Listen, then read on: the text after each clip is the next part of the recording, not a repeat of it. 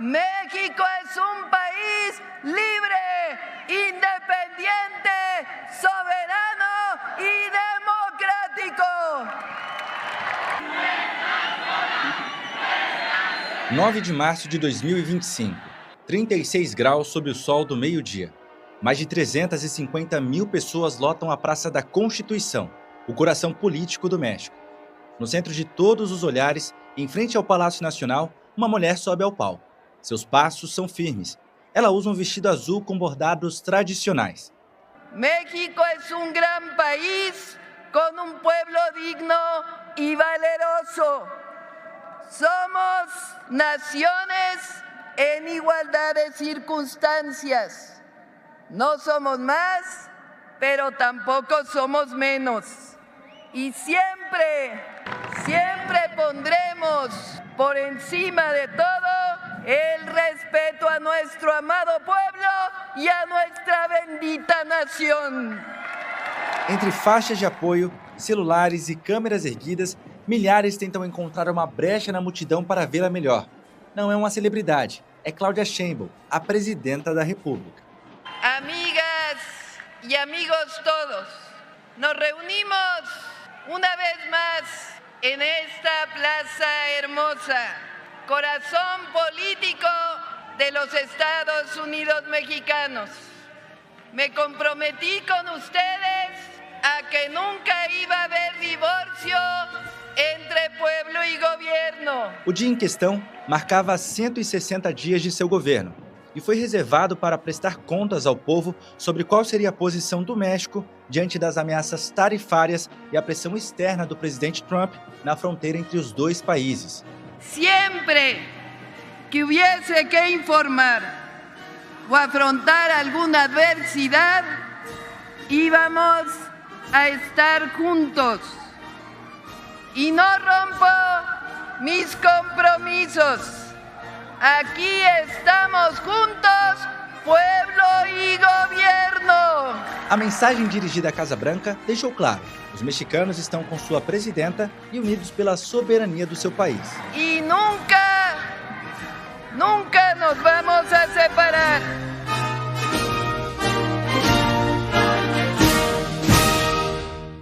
Foi nesse clima de mobilização popular que desembarquei na Cidade do México.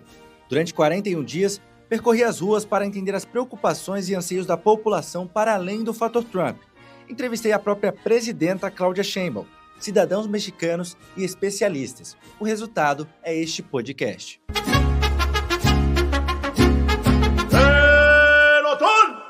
Soy una dama de hierro. La dama de hierro mexicana. Es una mujer de hierro.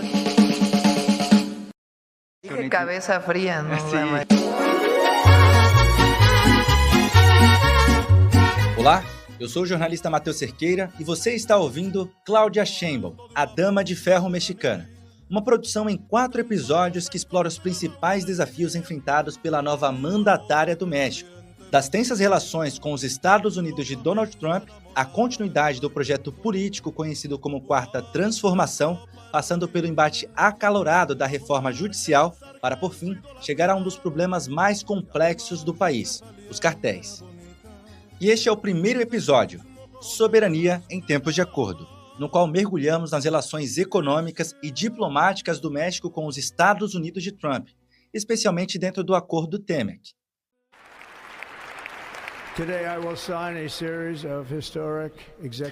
Hoje, eu irei assinar uma série de decretos presidenciais e, por meio dessas ações, daremos início à restauração completa da América e à restauração do bom senso. Tudo se resume ao bom senso. Em primeiro lugar, eu declararei uma emergência nacional na nossa fronteira ao sul. Primero, que tenga a certeza el pueblo de México que siempre vamos a defender nuestra soberanía y nuestra independencia. Eso es un principio máximo a la que la presidenta tiene que cumplir.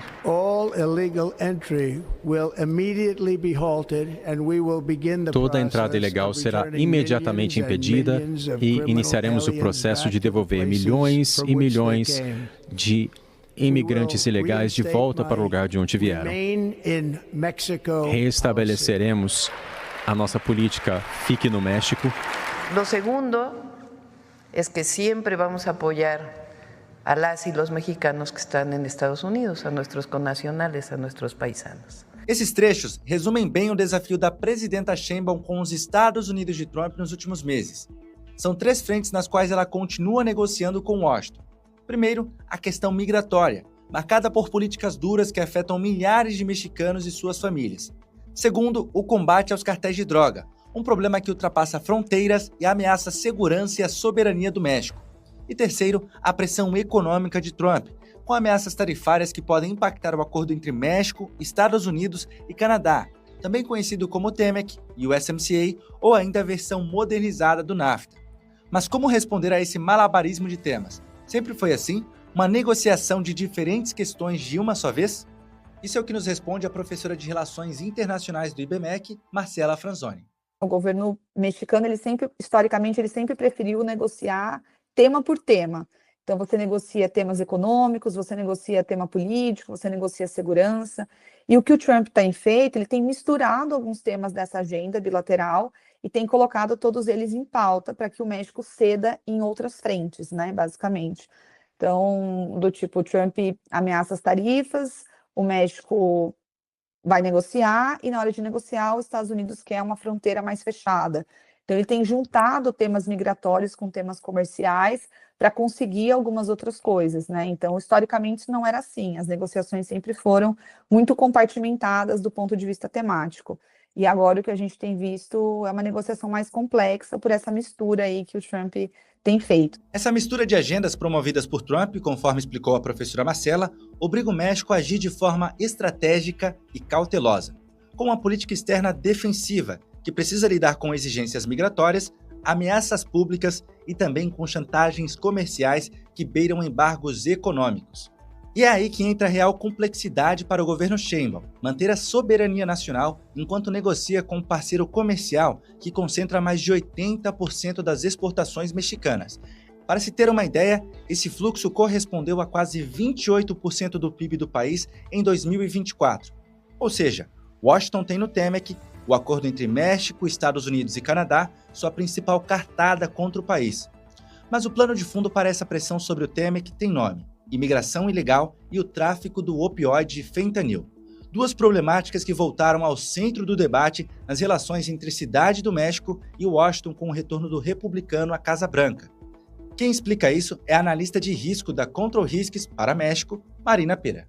As circunstâncias e as mudanças na relação México-Estados Unidos nesse segundo governo Trump acabaram forçando ou pressionando a Sheinbaum a adotar medidas de segurança mais fortes para conter o tráfico de fentanil e para aumentar a segurança nas fronteiras e impedir ou diminuir o fluxo de imigrantes indocumentados. Então, eu acho que a circunstância fez ela adotar medidas mais firmes e essas têm sido as principais concessões nas negociações entre México e Estados Unidos. Mesmo antes da vitória de Trump, a Sheinbaum tinha apresentado um plano de segurança para tentar diminuir o tráfico de drogas e a imigração ilegal. Ele é apoiado em 3 frentes. Primeiro, a prevenção, com programas sociais voltados a jovens em situação de vulnerabilidade a fim de afastá-los da criminalidade. Segundo, inteligência, com maior uso de cruzamento de dados e monitoramento de rotas de tráfico. E terceiro, o fortalecimento da Guarda Nacional, com mais efetivo e presença nas regiões de fronteira. Mas ainda assim, o plano foi considerado tímido para o tamanho do problema, e a volta de Trump à presidência forçou a Sheinbaum a recalcular a rota. Foi o Trump que botou pressão e fez ela adotar medidas mais fortes de segurança para demonstrar esses resultados e chegar mais preparada nas negociações comerciais e falar: nós diminuímos o tráfico de pessoas, diminuímos imigração ilegal, irregular, diminuímos o tráfico de fentanil, o tráfico de drogas, então a gente não quer essas tarifas, a gente quer respeitar o TEMEC. No entanto, apesar das medidas adotadas pelo governo Sheinbaum, ainda há dúvidas sobre a efetividade dessas ações para garantir avanços concretos nas negociações comerciais com os Estados Unidos. E é justamente nessa incerteza que reside o maior desafio da mandatária mexicana, como aponta Marina Pera. É isso que a Sheinbaum está fazendo, e o problema é que a gente não sabe se isso vai ser suficiente para realmente alterar, né, as negociações comerciais a favor do México, porque a Casa Branca não lançou exatamente indicadores específicos para tráfico de drogas e para imigração, que fale assim, se chegar nesse nível, a gente vai suspender, a gente vai tirar todas as tarifas. Não tem esses indicadores para falar o que é suficiente, o que não é, então vai depender muito da retórica do Trump e muito da disposição do Trump de realmente aceitar esses avanços no México, porque de fato tem sido eficaz em alguma medida para diminuir o tráfico de drogas, mas a gente não sabe se vai ser suficiente. Em outras palavras, a pressão comercial domina o discurso, mas muitas vezes funciona como pretexto para pressionar o México na questão do tráfico de fentanil e da imigração ilegal. E é aí que entra a estratégia da presidenta Sheinbaum para contornar essa pressão e mostrar que a cidade no México tem sim margem para negociação, como analisa a professora de Relações Internacionais do IBMEC, Marcela Franzoni. A grande aposta do governo mexicano, e que ela tem feito bastante bem, e o Obrador também, foi apostar nos elementos que são os elementos de interdependência entre os dois países, né? Então, acho que isso é um ponto em comum. É como se toda a estrutura diplomática mexicana estivesse investindo em mostrar para os Estados Unidos que esse aumento de tarifas, né, que o rompimento do acordo comercial, porque na prática as tarifas ameaçavam diretamente o acordo, que esse rompimento pode aumentar muito os custos internamente nos Estados Unidos e os impactos vão acabar sendo talvez muito mais nocivos nos Estados Unidos, assim como também no México. Esse aumento de custos citados pela professora Marcela Franzoni pode ser entendido da seguinte maneira: México e Estados Unidos não são concorrentes diretos na maior parte dos setores. São, na verdade, economias complementares. O que quero dizer com isso? Que o México é fortemente integrado à cadeia produtiva dos Estados Unidos, especialmente em setores como o automotivo. Ou seja, o que o México produz, muitas vezes, é componente ou insumo para produtos finais montados ou consumidos nos Estados Unidos. Esta medida del 25% de los aranceles tiene efectos para ambos países, pero tiene efectos muy graves para la economía de los Estados Unidos, pues va a elevar los costos muchísimo de todos los productos que se exportan de México hacia los Estados Unidos. Va a tener un 25% más de costo. Para ilustrar melhor o que a presidenta disse, imagine que uma unidade maquiladora no norte do México produza retrovisores mais sofisticados com sensores e câmera. Cada retrovisor desses custa, por exemplo, $100 a unidade, e ele será enviado para uma fábrica nos Estados Unidos, onde será instalado num carro novo da Ford ou da General Motors, por exemplo. Agora imagine que o governo dos Estados Unidos decida impor uma tarifa de 25% sobre esse tipo de componente. O valor do retrovisor salta automaticamente para $125. Depois que o carro é parcialmente montado, ele pode ainda voltar ao México para ajustes finais, pintura ou até mesmo para ser despachado de lá para outros países. Se houver uma nova tarifa nesta volta, o custo aumenta de novo. Es decir, aquí se produce una parte muy importante de lo que consumen los estadounidenses, particularmente automóviles. ¿Qué va a pasar ahora? Estados Unidos impone 25% de impuesto a todas las exportaciones mexicanas, sin distinción. Entonces, ¿qué quiere decir? Que lo que se produce aquí, cuando se va a Estados Unidos, les va a costar a Estados Unidos 25% más. Si nosotros ponemos el mismo impuesto de regreso, pues va a costar otro 25% regresarlo. Y volverlo a enviar, pues otro 25%. ¿Qué va a pasar con eso? Pues va a encarecer los productos. Ou seja, é um vai e volta de peças e produtos pela fronteira e qualquer taxa imposta ao longo desse caminho pode ser um tiro no pé para os dois lados. Isso porque prejudica os produtores mexicanos, mas também aumenta os custos de fabricação e preço final do carro que é vendido nos Estados Unidos. Nesse cenário, surge uma outra carta na manga do México e que a presidenta Sheinbaum soube explorar com habilidade: o fator China. O governo mexicano tem tentado apostar que, já que o foco principal é a China, né, a grande ameaça é a China, o México ele poderia ser mais um aliado nesse momento, na medida em que muitos dos produtos que são ofertados pela China, o México também produz, principalmente esses produtos de manufatura intermediária, né, que são usados para fazer essas peças e os carros, por exemplo, ou outros produtos, e aí reforçar essa relação. Então, assim, ao passo em que se taxa a China, seria interessante reforçar as relações com o México.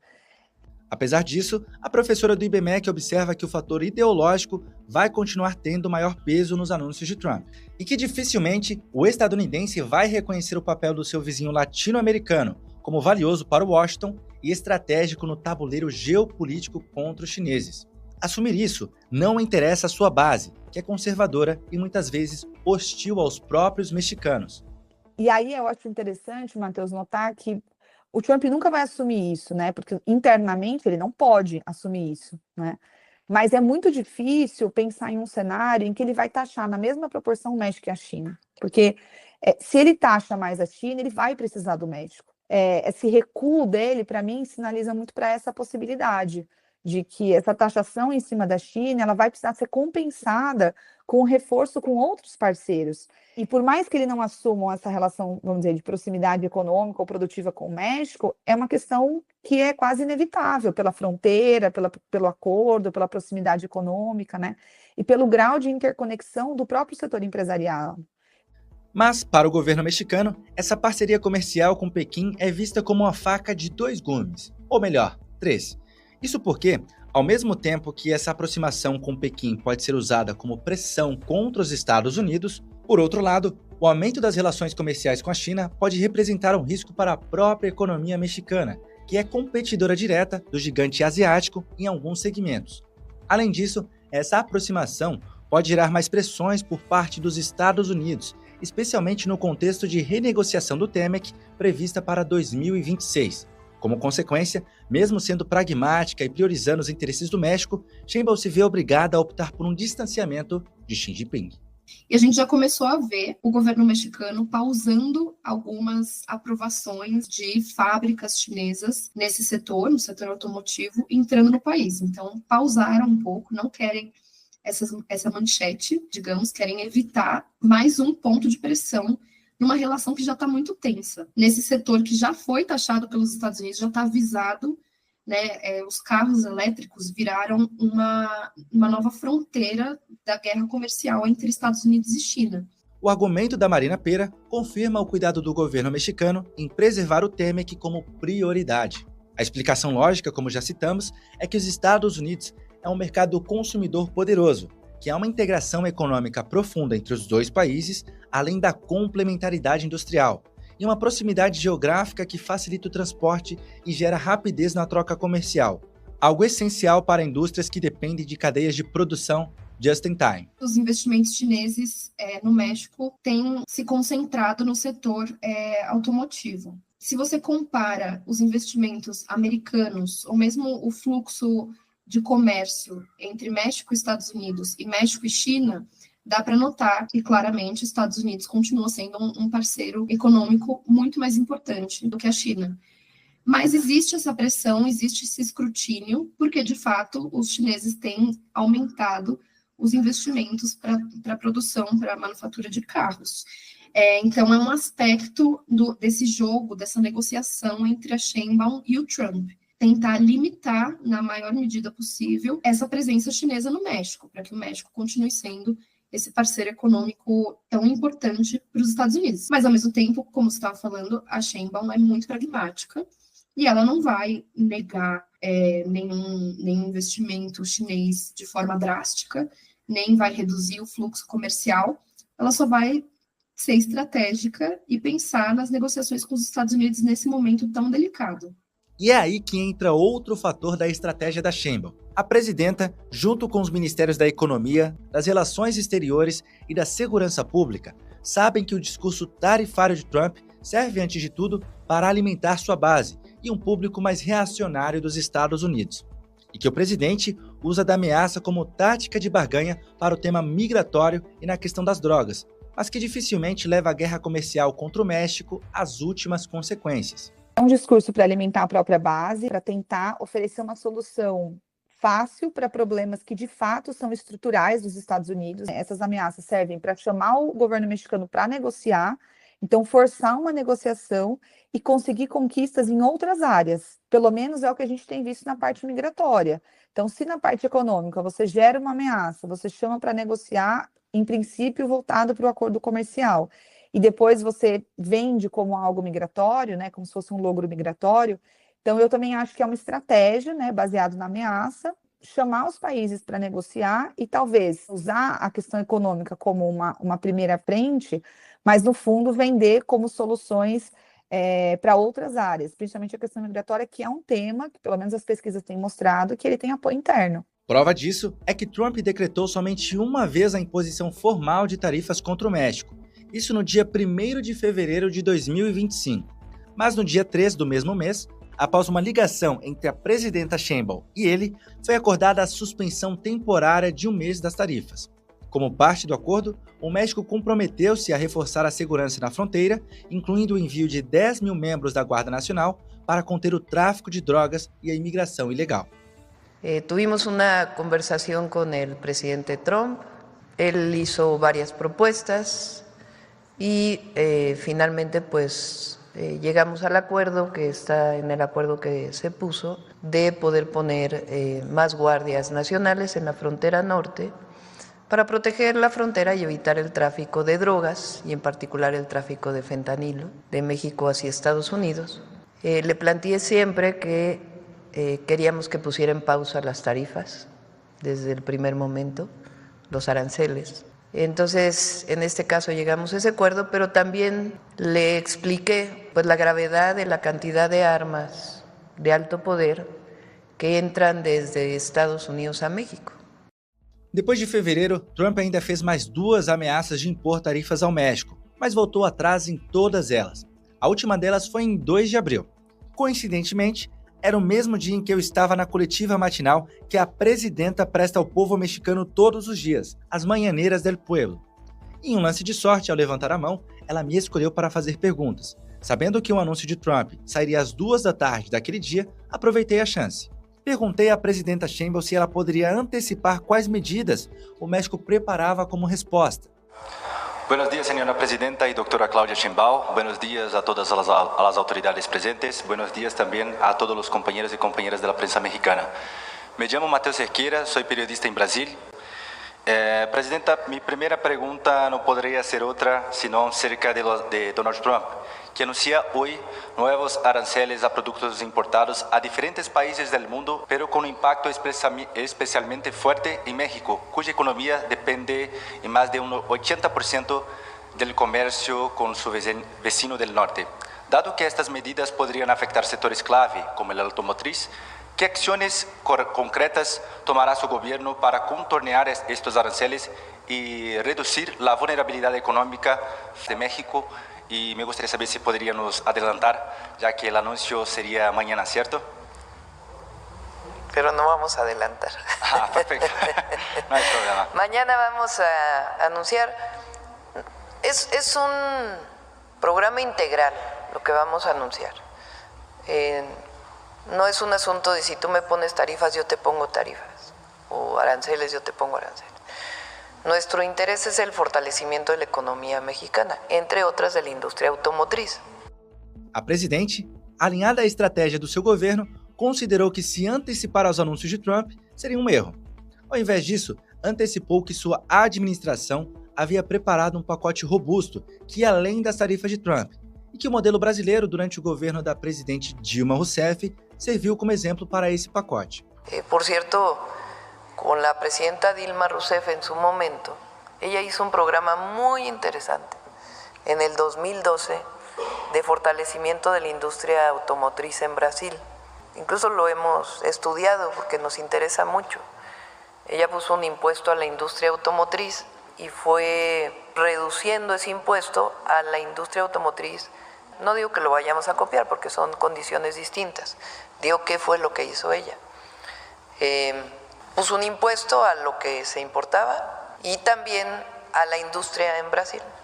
Y les disminuía el impuesto a partir de aumento en eficiencia, de inversión en investigación y desarrollo, de compra de autopartes, fuera en Brasil o en el Mercosur.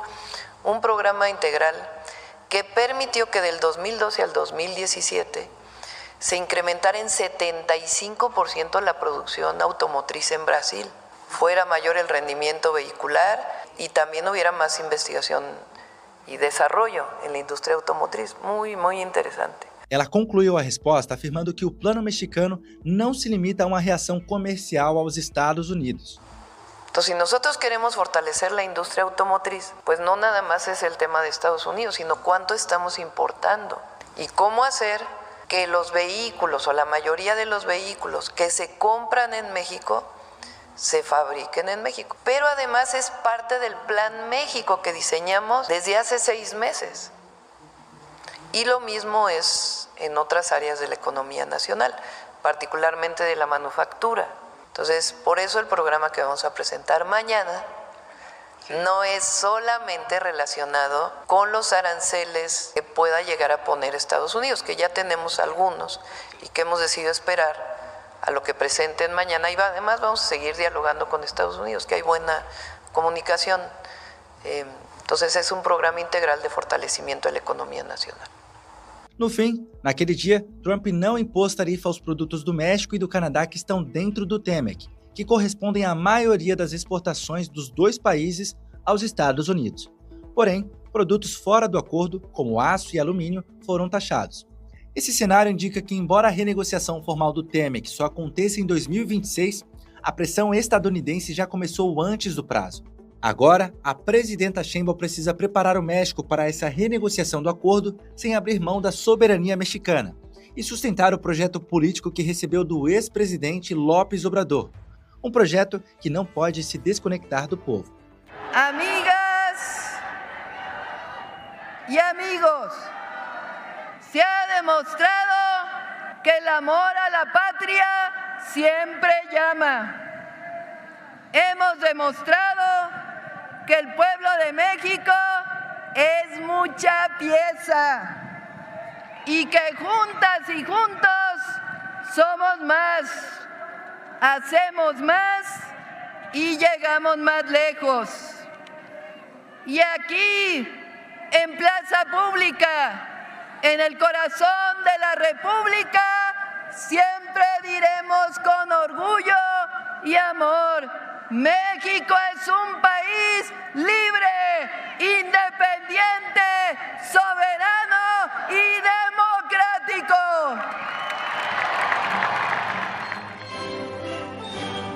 E é nesse cenário de tensão internacional e reafirmação interna que a 4ª transformação segue adiante, agora sob a liderança de Sheinbaum. No próximo episódio, a gente volta no tempo para entender como Cláudia chegou até aqui, desde a militância estudantil até se tornar a primeira mulher a ocupar a presidência do México, e o que isso representa para o futuro da 4ª transformação.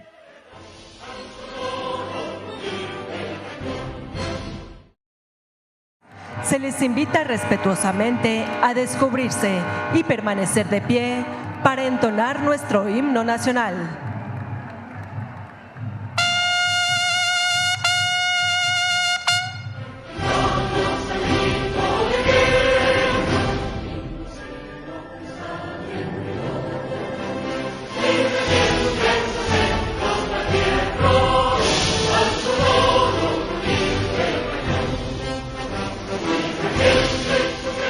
O podcast Cláudia Sheinbaum, A Dama de Ferro Mexicana, é uma produção original de Matheus Cerqueira. Roteiro, entrevistas e locução por mim, com a colaboração de especialistas e do povo mexicano. Neste episódio, você ouviu trechos da presidenta Cláudia Sheinbaum, da professora do IBMEC Marcela Franzoni e da analista de risco para o México Marina Pera. Você também ouviu trechos do jornal da CNN Brasil. A edição e a sonorização são dos meus grandes amigos Diogo Leite e Rafael Canetti. Nos encontramos no próximo episódio, a 4ª transformação e a ascensão de Sheinbaum. Meu muito obrigado e até lá!